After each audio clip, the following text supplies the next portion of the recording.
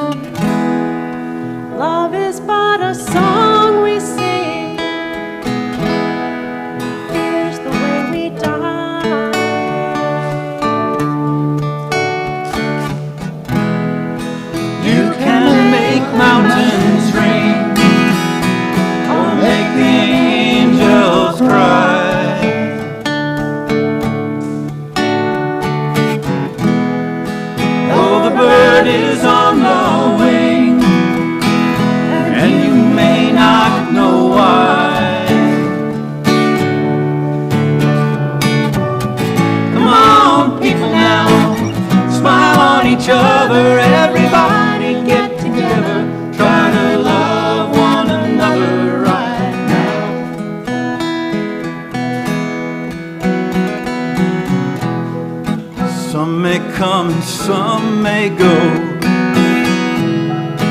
we shall surely pass.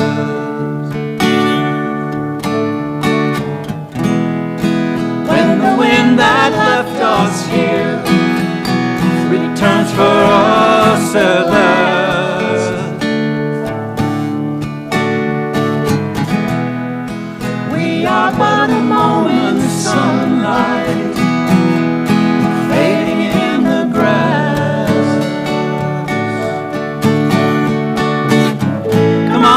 People now, smile on each other, everybody get together, try to love one another right now.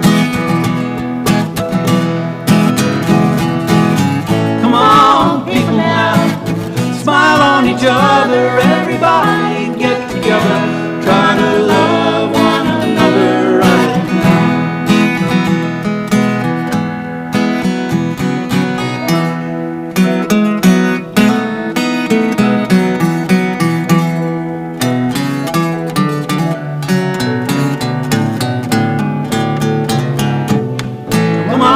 People now, smile on each other, everybody get together, try to love one another right now.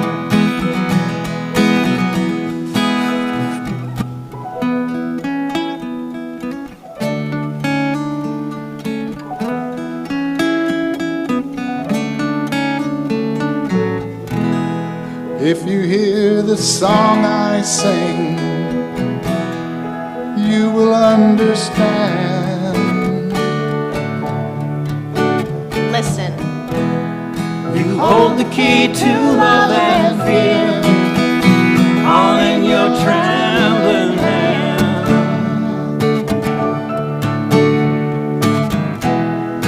Just one key unlocks them both. It's there at your command.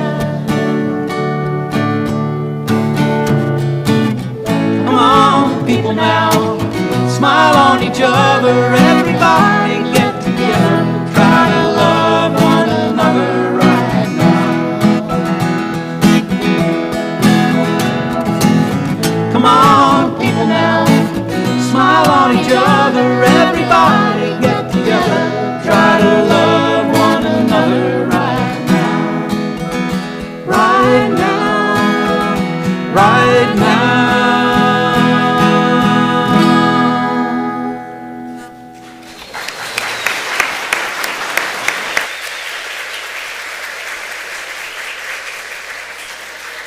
Thank you, that was very nice.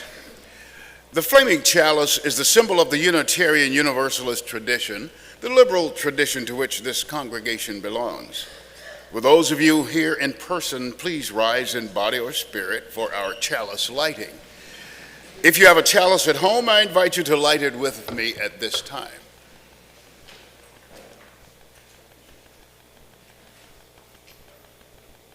Please join me as we say, as we kindle this flame, we recommit ourselves, nurturing the spirits of one another, and the common good of the world we share.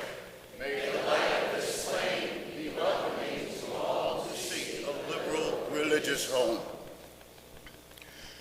For those of you already standing, I invite you to remain standing for our opening hymn. It's number 298, Wake Now My Senses. We'll sing verses 1 through 4.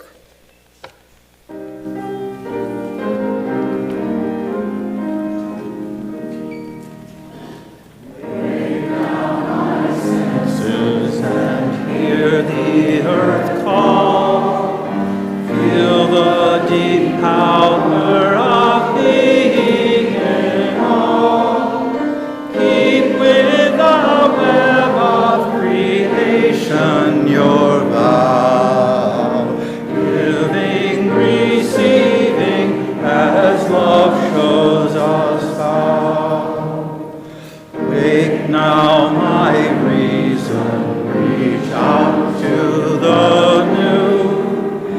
Join with each pilgrim who quests for the true.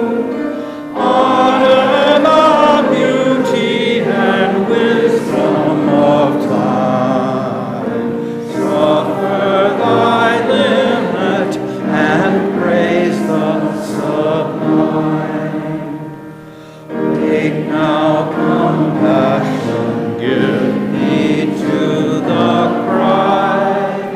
Voices of suffering fill the wide sky. Take as your neighbor both stranger and friend, praying and striving their hardship to end. Wake now, my conscience, with justice thy guide. Join with all people whose rights are denied. Take not for granted a privileged place. God's love embraces the whole human race. Please be seated.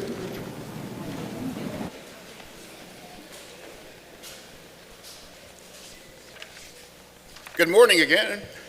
My name is Warren Keys, he, him, and I'm glad to serve as part of your worship team this morning. Whether you're a first-time visitor or a long-time member, I offer you a very special welcome. Here at the Unitarian Universalist Fellowship of Raleigh, we are intentionally inclusive, liberally religious, and actively serving the common good of our shared world.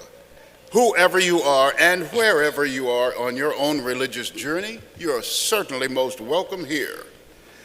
This morning, one of our lay ministers will be available in the front right corner of the sanctuary after the service to talk with anyone who might be experiencing any difficult circumstances in their lives and would like to speak to someone about that. I hope all of you will read through the chalice that was emailed on Friday about everything happening here around UUFR, or check the upcoming events section of our website. Our in-person social hour this morning will be downstairs in Founders Hall. If you're new this morning, you are especially welcome to join us, and I'd like to remind everyone else to please make a special effort to say hello to anyone new. Someone new you might see is one of our special guests this morning, Reverend Connie Yost.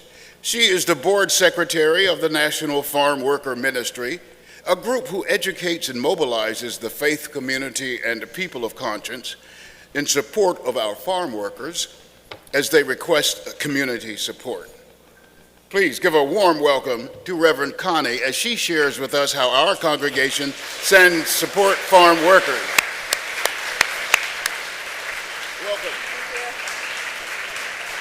Thank you. Well, as Warren said, I'm on the board of National Farm Worker Ministry, and I'm the president of Farm Worker Ministry Northwest. I live in Portland, Oregon, and we're a member organization of the National Farm Worker Ministry. And I'd like to introduce Kathleen Wood here today. And she's our new executive director, and she lives right here in your state in Asheville, North Carolina, so you may be seeing her again. But we've been here for the last couple days having our semi-annual board meeting here in North Carolina. And on Friday, some of you, I think, came out for the action that we had, a vigil with El Futuro, honoring farm workers who have died due to heat, and delivering some postcards to your labor commissioner asking for them to get some rules in place for people working with heat. And we in Oregon had a farm worker die back in 2021, and that forced us into getting some heat and smoke rules for our workers, which we have now. You know, it's always a question of enforcement, but at least the rules are in place, so we're really hoping that you in North Carolina can get those going. So really our job, I think, is to, respond with love as our farm worker partners ask us, and you have that opportunity to do that with the UU Justice Ministry, and I know they're in partnership with the farm workers. So I really appreciate the time to introduce ourselves to you, and I hope that you will be able to continue to support farm workers as they call on us. Thank you.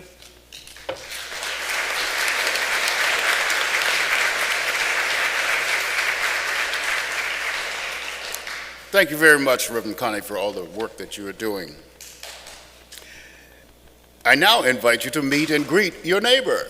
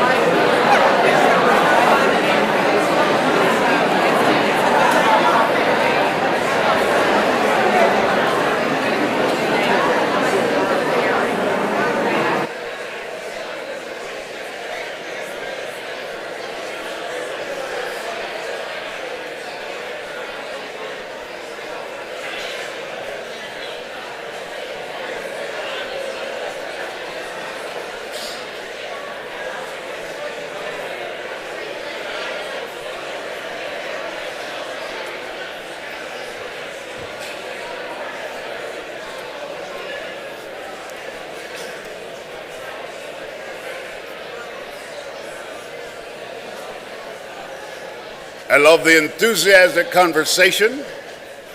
Let us continue that at fellowship time later on. At this time, I'd like to introduce John Pavlovitz. Our other guest speaker this morning is a writer, pastor, activist, and storyteller from Wake Forest, North Carolina. Long way away from here. A 25-year veteran in the trenches of local church ministry. Yeah. He is committed to equality, diversity, and justice, both inside and outside faith communities. John's books include A Bigger Table and If God is Love. Don't be a jerk. His latest book, Worth Fighting For, arrived last year. He currently directs a vibrant online community called Empathetic People Network, which connects people from all over the world who want to create a more compassionate planet. Sounds like a pretty good idea to me. John writes daily for The Beautiful Mess, his best-selling Substack newsletter. And now, without further ado, I give you John Pavlovitz.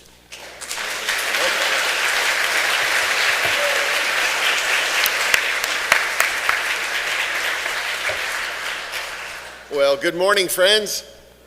It is so good to be with all of you and those of you who are watching online.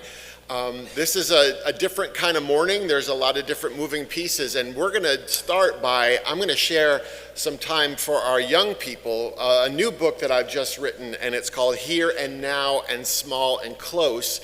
And Miss Dana is going to help me. We don't have the images on screen, but if some of you younger boys and girls would like to come up and maybe sit with Miss Dana, and you can see the book up close. And all ages. That's right. And even if you don't want to, all the boys and girls here know that after the service, I will read this up close. If you would like me to, we can sit downstairs. And for all our older children, I hope this rings true for you as well. Welcome, everyone.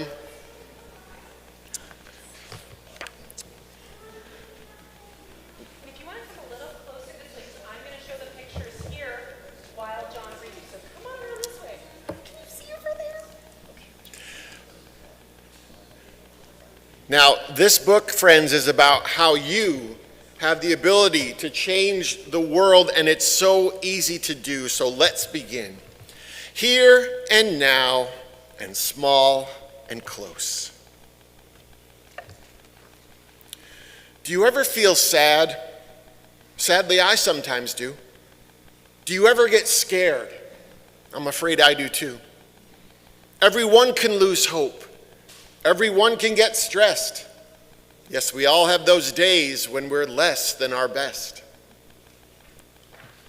There's a secret I've learned, and I'll share it with you to remind you of what one good person can do with just 4 simple words and a voice and a heart.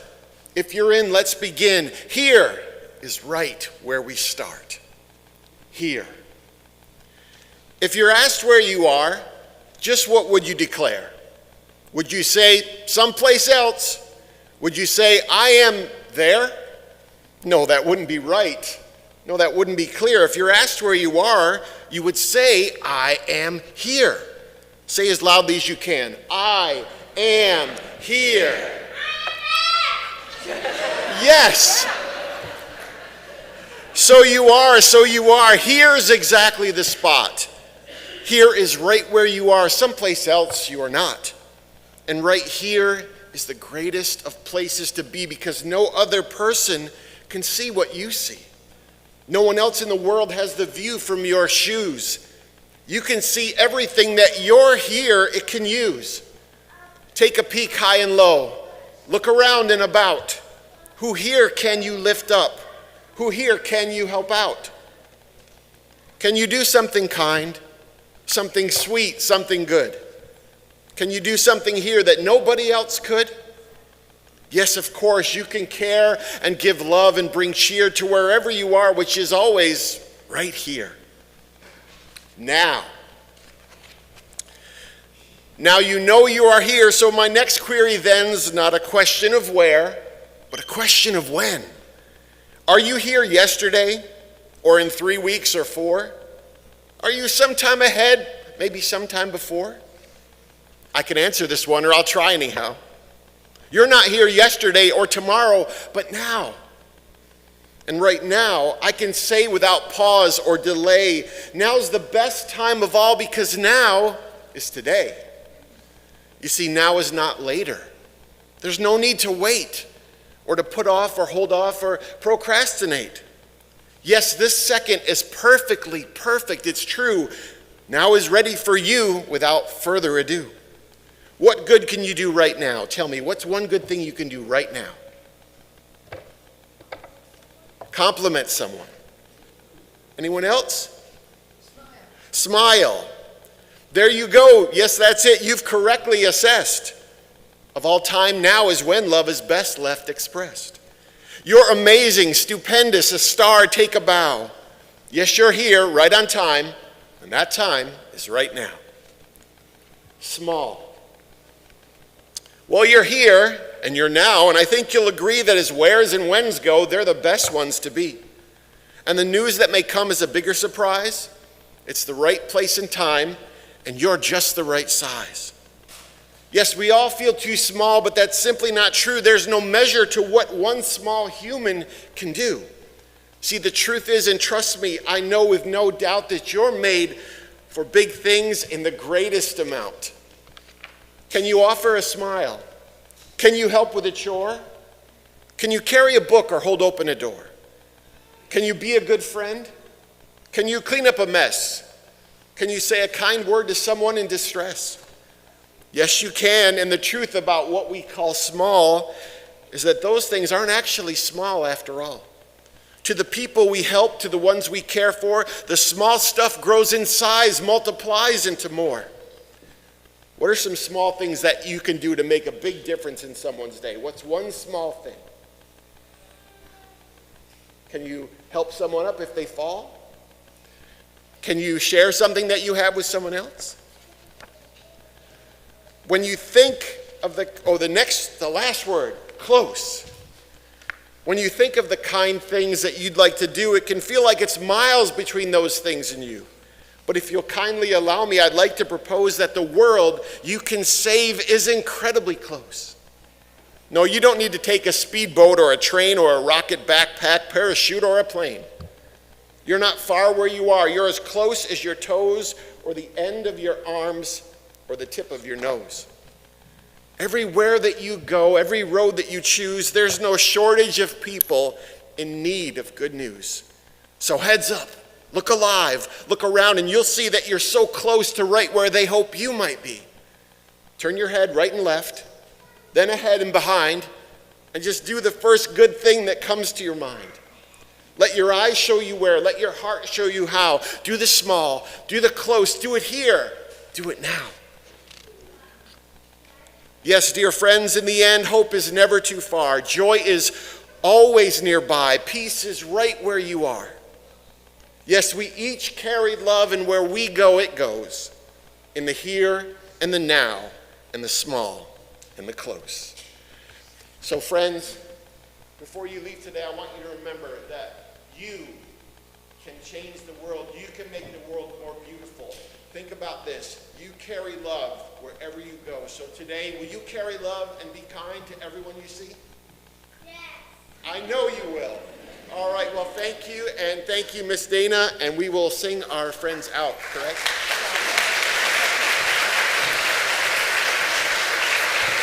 Thank you, John. We're very grateful for this book. All right. So, at this time, we are going to sing as our children and young people are dismissed to their spaces for joys and sorrows and play. If your child is 4 through 6 years old, they are welcome to join Sunshine Circle with Miss Andrea, and they are going to meet over in that entrance right there with the Sunshine banner. If your child is in 1st through 5th grade, they're going to find the banner with their grade level that they are going into. And they are going to line up behind it over in that entrance over there. If you have a teenager, if you have someone who is going into 6th, 7th, 8th, or has just left 8th grade, and they didn't know this, but there's actually middle school youth group meeting downstairs right now doing Mosaic, and you are welcome to go join at this time if you would like to. And last thing, if you are a parent and you realize your child has just left their seat and you did not sign them in, please follow them to sign them in for safety purposes, because they will need to be signed out afterwards. Can you join me now in singing Go Now in Peace?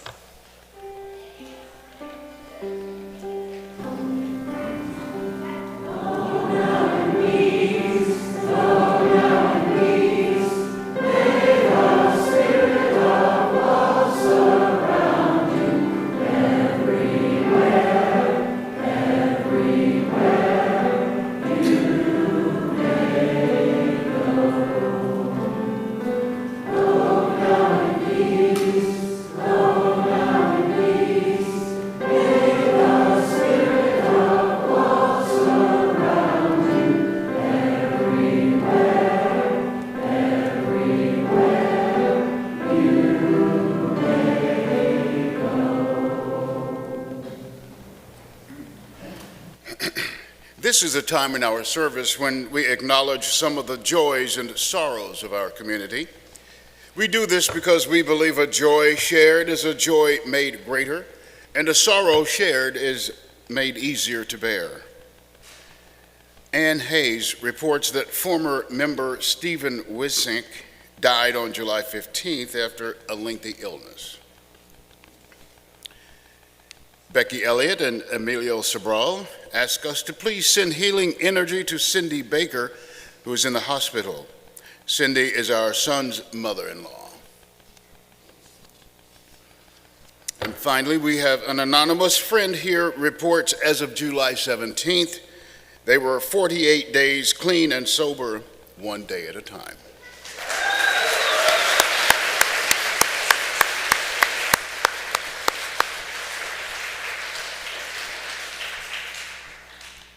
As we hold the shared joys and sorrows in our hearts and reflect on the joys, sorrows, fears, and hopes of our own lives, let's be together in stillness and in silence, opening ourselves to that spirit within us and amidst us, called by many names but known to every human heart, that leads us to a fuller, deeper, richer experience of life. After the silence, we'll sing hymn number 1010, We Give Thanks. But now let's be together in stillness and in silence.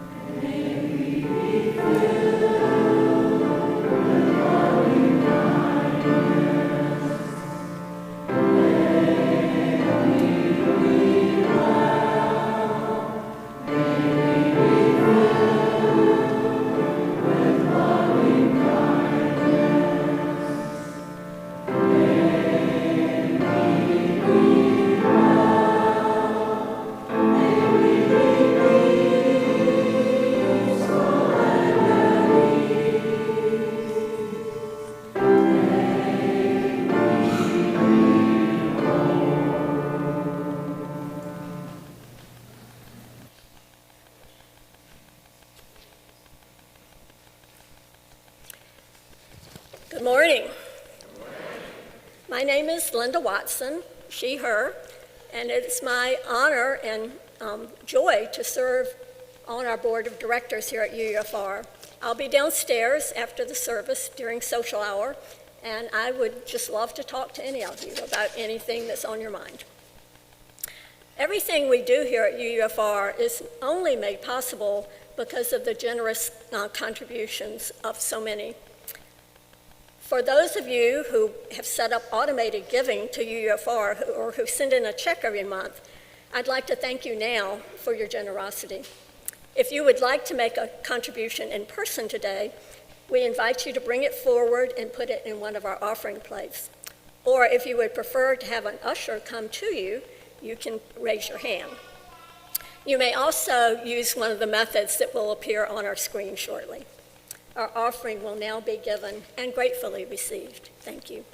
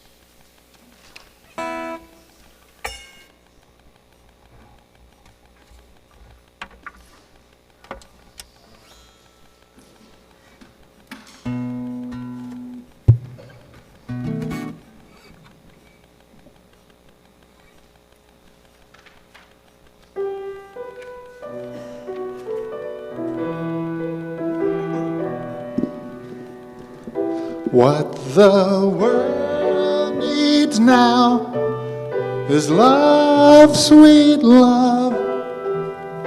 It's the only thing that there's just too little of. What the world needs now is love, sweet love. No, not just for some, but for everyone. We don't need another mountain. There are mountains and hillsides enough to climb. There are oceans and rivers enough to cross, enough to last till the end of time. What the world needs now is love, sweet love. It's the only thing that there's just too little of. What the world needs now is love, sweet love. No, not just for some, but for everyone. We don't need another meadow. There are cornfields and wheat fields enough to grow. There are sunbeams and moonbeams enough to shine. Oh, listen, if you want to know what the world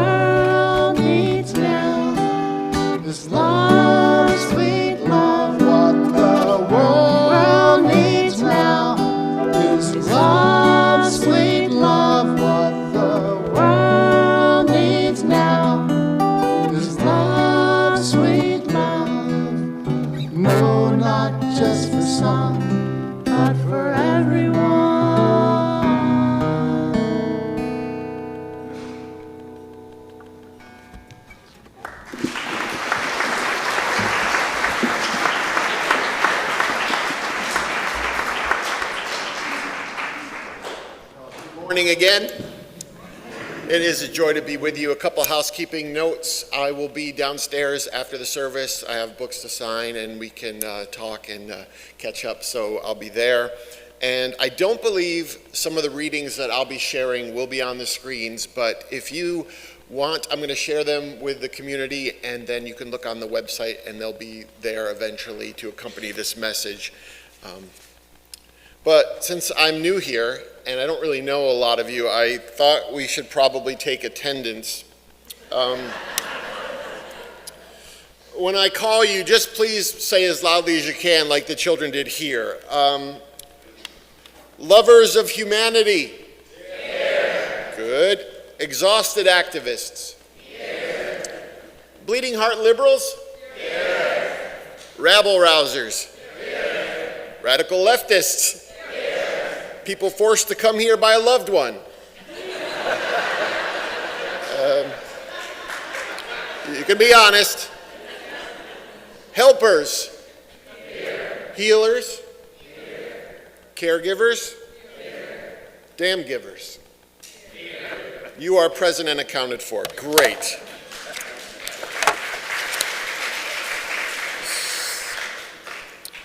So a wise man once sang, "Come gather round people wherever you roam, and admit the waters around you have grown, and accept it that soon you'll be drenched to the bone if your time to you is worth saving.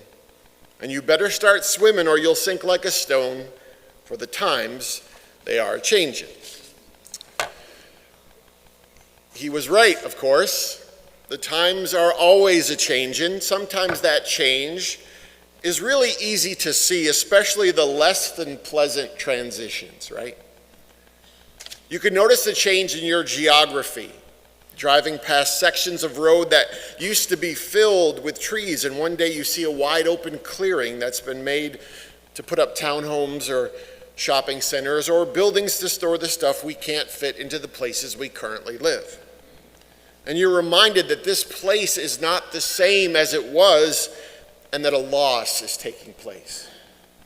Sometimes you can notice that change in the natural world as you read about rising ocean levels and temperature changes and animal extinctions and a planet that increasingly reflects the alarming environmental shifts.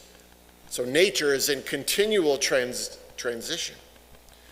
You can notice the changes in your social media feed, the way people are more prone to hatred, knee-jerk tribalism, people being argumentative about everything from new movies to sporting events to celebrity weddings. And of course, an endless stream of cruelty and vitriol and incendiary commentary. As a nation, our collective psyche is being renovated in real time. And you can notice the changes in the places you loved when you go back there, and that pizza place that you loved is no longer there, and you could never imagine it not being there, and you find yourself grieving over dough and sauce. And you can notice the changes in the mirror, hallelujah, when you realize the person staring back at you in the mirror looks different from the person from your wedding photos or even a few years ago.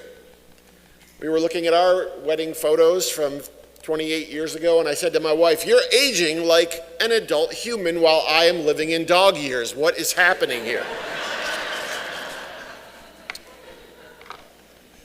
You can see those changes in something like the rise of AI, that we are right on the cusp of seeing, for better or for worse, or perhaps both, renovate the way we live and relate and do our work and interact with the world. And you can notice the upsetting transitions in the relational attrition in your family or social circle or in an affinity community like this, when some of the people we've gotten so used to being around are not with us any longer, either because of death or estrangement. The times are always a-changin', friends. And right now, that perpetual change, it feels particularly terrifying and disorienting, doesn't it? We find ourselves dealing with a never-ending tsunami of constitutional crises and leadership failures and manufactured emergencies and curated conspiracies and human rights atrocities and natural disasters. But perhaps more than all of that, we are surrounded by what feels like a collective shift in the humanity around us.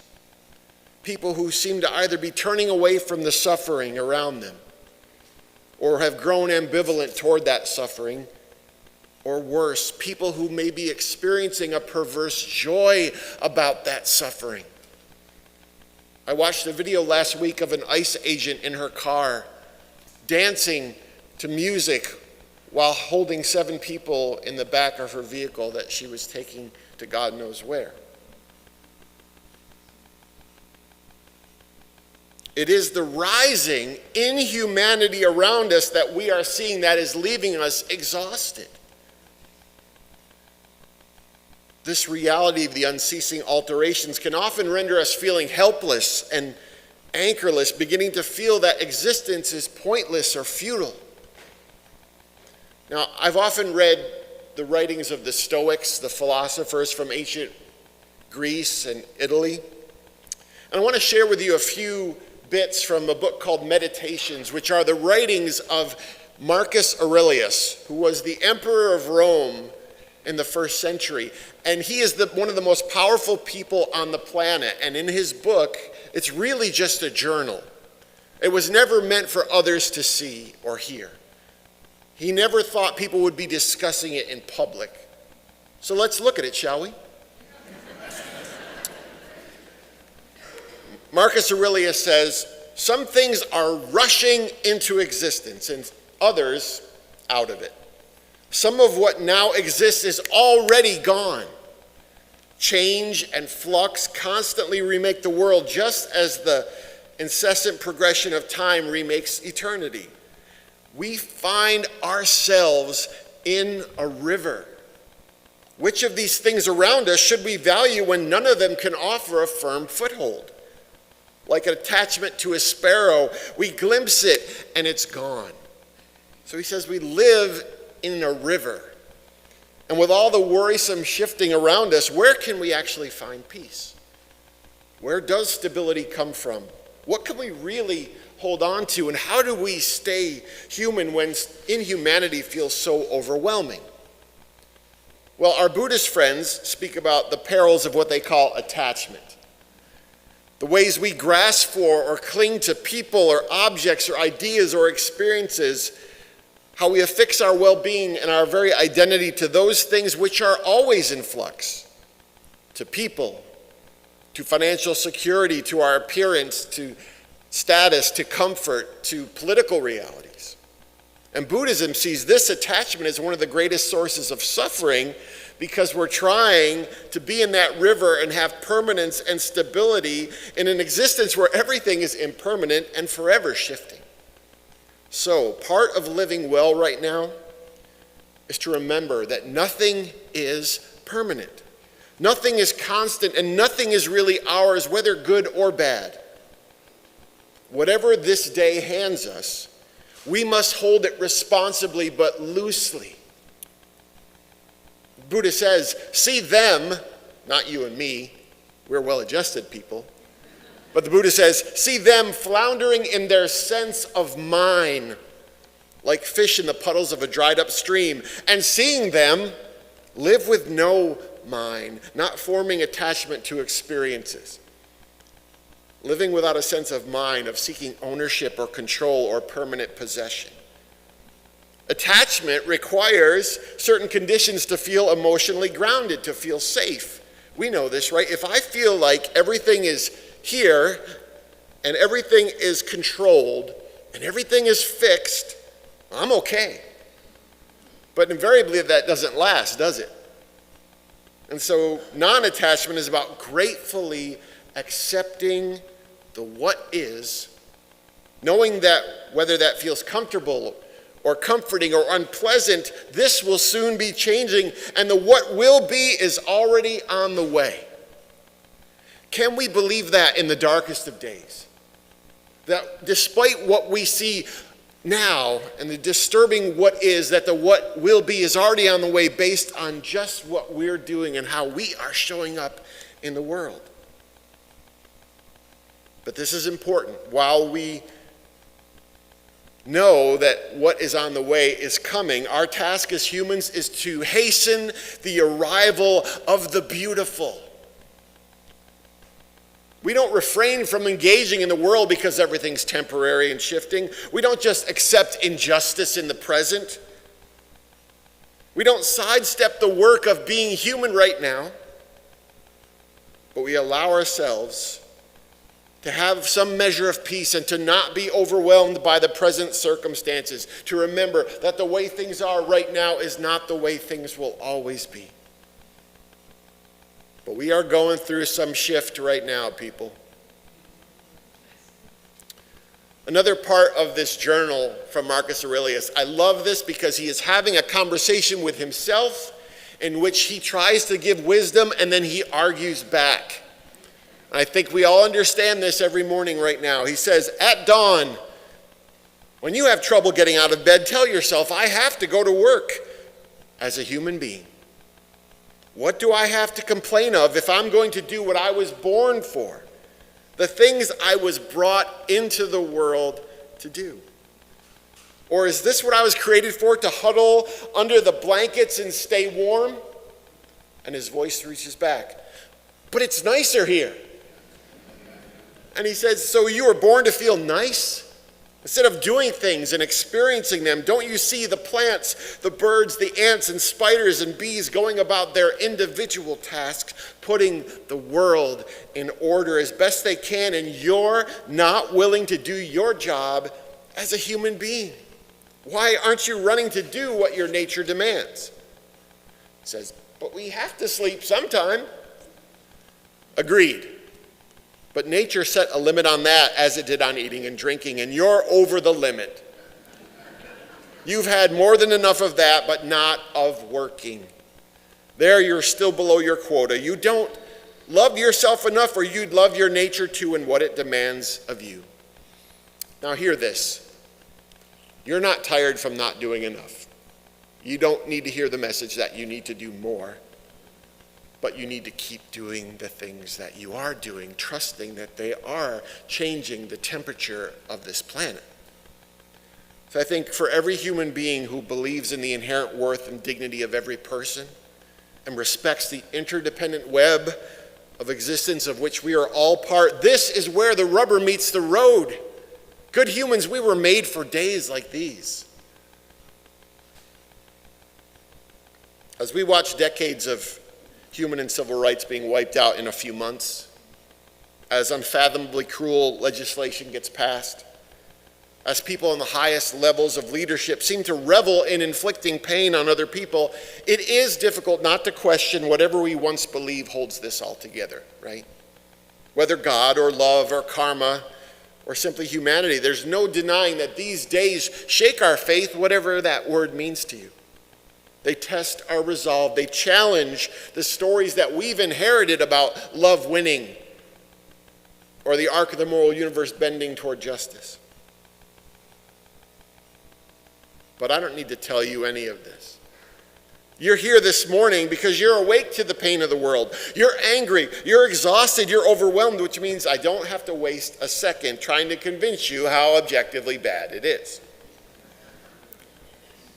People always say that. They say, John, I understand the gravity of the moment. I get it. I don't need anyone to tell me how bad things are. I know. And you're asking the question that so many people are quietly carrying. What do I do? How are we going to make it through? Because it's difficult knowing what lies years or months down the road, right? But right now, it can be difficult to know what to do in the next second. So with all that worrisome shifting around us, where can we find peace?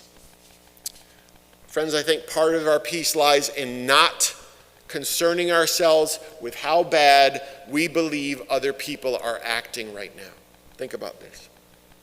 The sprawling inhumanity around us is not something that we can preoccupy ourselves with. The recurring disbelief of what we're seeing, continually being shocked by the cruelty, by lamenting over and over again how terrible people can be, or by trying to solve the world's dysfunction in our heads. Some people, not you, maybe people like me, obsess over social media. They're glued to it. They're obsessed with the news. Over and over, they refresh and they see the horrible things over and over again. And it's an exercise in telling ourselves what we already know. My wife and I have this game we play. It's called Did You See? It's like I walk in and I say, hey, did you see? Insert something horrible. And she might say, oh, I didn't see that, but did you see this? And I think we waste a lot of our energy and time reminding ourselves of things we already know, and we don't shift to what am I going to do about the things I already know. What would you say are some of the highest human attributes? If you could build a good, decent human being, what are some of the attributes you would ascribe to that human? Just shout a couple. Empathy, kindness, wisdom, abstract thinking, willingness to help. Okay, here's the good news, the best news you're going to hear all day. Kindness, compassion, generosity, decency, love, forgiveness. Nothing is preventing you from attaining those things. No political reality is stopping you. No person, no politician, no reality. And so the fundamental question I would have you ask yourself, and I'm going to ask you right now, when you wake up every day is, who do you think you are? See, we all have a story in our heads about the kind of human being we are, don't we? About what we value, what we believe in, about the impact that we have in the world. And in 100% of the stories that we tell ourselves, we're the good people. But I think it's helpful to reflect on who I think I am, and then decide if I'm tangibly embodying that person. One of the most important words in my life right now is congruence between the idea in my head of who I am and who my actions say that I am, and I want those to be aligned. Because all the awareness and emotion and clarity and feelings that we have are useless unless they are incarnated in our everyday lives. And we live in this congruence when our values become visible in our schedules and our choices and our spending habits and our relationships. And I believe people should be able to view our lives from a distance, and from our actions and our words and our social media, be able to reverse engineer what we actually believe and care about. The heart of this for you, friends, I'm going to repeat it twice. We stay human by staying within the space of our agency. By deciding over and over again who we will choose to be right now. We stay human by staying within the space of our agency, by deciding over and over again who we will choose to be. We stay human by fighting the inhumanity within ourselves, by making decisions that center compassion, that override selfishness, that show courage, that reflect whoever it is we aspire to be. That's our only job. And that, I think, helps us stay sane within the turbulence of change.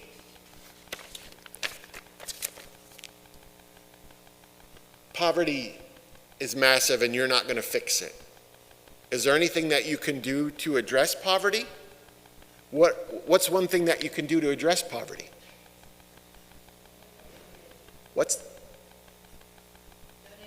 Donate to the food bank. Vote. Thank you. Climate change. We're obsessed with climate change, and we cannot address climate change. We can't fix it. But what can we do? Compost.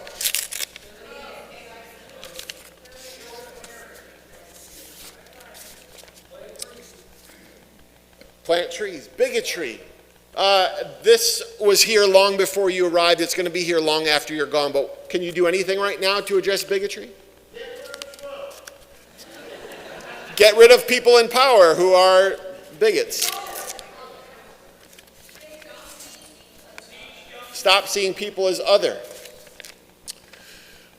We're not going to stop war because too many people love it and profit off of it. But what might we do to address the war and the conflict in our world. Vote, protest, boycott. Racism, our nation was kind of born on it, so it's going to outlive us, but what can we do right now to address the cancer of racism? Something you can do. Say something. Listen to people of color. Hold people accountable. Amen. Fascism, kind of here. We can't just get rid of it like that, but what can we do in response? Vote. Protest. Okay, here's the deal, dear friends. When we obsess on the big and the distant and how bad things are, we put all our time and energy into this, and we can't do anything about this. But if we put our time and energy into this, if we get up every day and do the here and the now and the small and the close, like I was telling the kids, we can do these things. We can get up every day and decide who we will choose to be in the space of our choices. And this is probably really good news that I have to share with you. The human being you are in favorable circumstances is the human being you can be in disastrous ones. The human being you are in a fully functioning republic is the human being you can be in one that's failing. The human being you are when responsible leaders are in power is the human being you can be when your leaders are malignant narcissists. The human being you are when people around you seem decent and loving is the human being you can be when surrounded by people who seem to have lost the plot of humanity. And the human being you are when everyone around you believes what you believe is the human being you can be when no one around you believes what you believe. You have the capacity to be constant when the environment around you is changing. And so, friends, our humanity is found in self-control, not in the way that we deny parts of ourselves, but in being honest about what is within our ability to control, which is very little comparatively, but still something. See, when we're confronted with change that's emotionally painful, it can easily feel like we've suddenly lost control, but we haven't. We've simply been reminded about how much we never had control to begin with.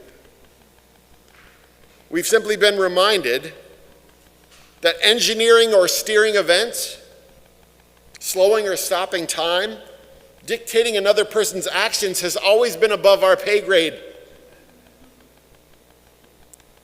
Always been beyond our capabilities. We have never had the ability to transform anyone else's heart or direct anyone else's path but our own, and that's still what we have today, right now. All we have ever had before that rude awakening of difficult times was the illusion of control, and it was in those moments that we were in denial and less connected to the world. Our current political and social environments feel novel because we have not been in such undeniably urgent moments in our recent history. But the fundamental realities about the systems and the structures and the evils and the division of wealth and power, these have always been true. It's only the degree to which we feel stressed or threatened right now that has awakened many of us. I've got this remote control in my house, and it works in the little space of my room, but when I get outside of it, it doesn't work. And I want that remote control to work. When things are going well, I want to just rewind and repeat this, or I want to pause it and just enjoy it. And when terrible times are here, I want to fast forward through it. And when I hear certain people talking, I want to mute. But those are not options that I have. The only button we have the option of in our remote control is play and do the best we can within every moment as it comes. There is no universal remote in life. We only get to control ourselves. Who do you choose to be today? That's all that you are responsible for. And then it's about the next good decision, the next wise choice, the next right thing, the next act of love. Because the heart of what I shared with the children for adults would be that at any time you always have two things: proximity to pain an agency to alleviate that pain. You have access to people, and you have the ability to move in the here and the now, in the small and the close. This may sound controversial, but please sit with it for a second. Because in some ways, despite everything that's happening, in some ways, it doesn't matter who is in the seats of power in our nation. In some ways, it doesn't matter how horrible the legislation that gets passed is. In some ways, it doesn't matter how much the evangelical church rejects Jesus and his teachings. In some ways, it doesn't matter how compromised the courts are. And in some ways, it doesn't matter how predatory the preachers and the politicians have become. In some ways, that is almost irrelevant. Their violence and inhumanity is not the point. Your love and your humanity is the point. That is where you live, in the space of who you decide to be. This is how we'll make it through this day, one choice at a time. See, the less than ideal news is that it's pretty dark out there, but the good news is that people of fierce, abiding, scandalous love, you are still here. Yes, you are. And that is great news today. Peace, friends.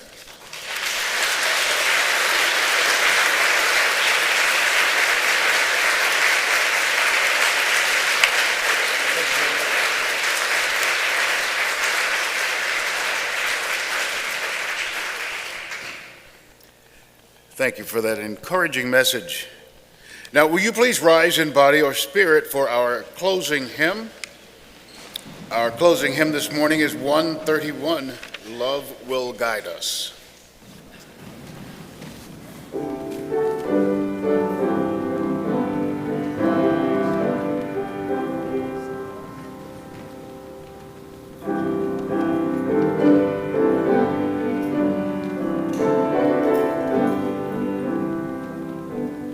Love will guide us, peace has tried us, hope inside us will lead the way on the road from greed to giving. Love will guide us through the hard night. If you cannot sing like angels, if you cannot speak before thousands, you can give from deep within you.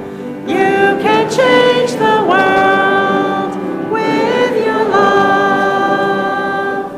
Love will guide us, peace has tried us, hope inside us will lead the way on the road from greed to giving. Love will guide us through the hard night. Please remain standing, and we will read our Embodying the Chalice. Please join us now. We extinguish this chalice, that it might flow gently in our hearts. May it light our path as we leave this place. May it guide our way until we are together again.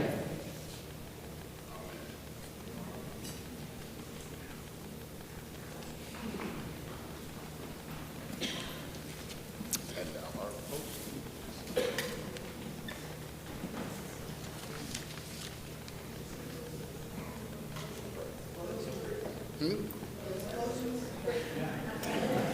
Well, now.